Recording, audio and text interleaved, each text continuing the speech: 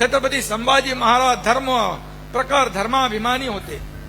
धर्मकारण अर्थकारणावर त्यांचं वर्चस्व होतं. राजकारणात ते निपुण होते, कुशल संघटक होते, कुशल प्रशासक होते.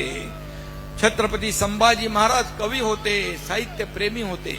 संस्कृत इंग्रजीसह 13 भाषांवर प्रभुत्व ठेवणारा आपला राजा होता. अशा या महापराक्रमे विद्वान राजाच्या कार्यकृत्वाचा पुन्हा आणि त्यांचा इतिहास जपणं हे आपल्या सर्वांचं आद्य कर्तव्य आहे. आणि म्हणून छत्रपती संभाजी महाराजांचं स्मृतीस्थळ वडू बुद्रुक आणि तुळापूर या दोन्ही जागांचा विकास आराखडा तयार आहे. काम चालू होत आहे. मी मुख्यमंत्री असताना 400 कोटीची तरतूद यासाठी केली होती. आणि आणखी लागले तरी कमी पडणार नाही.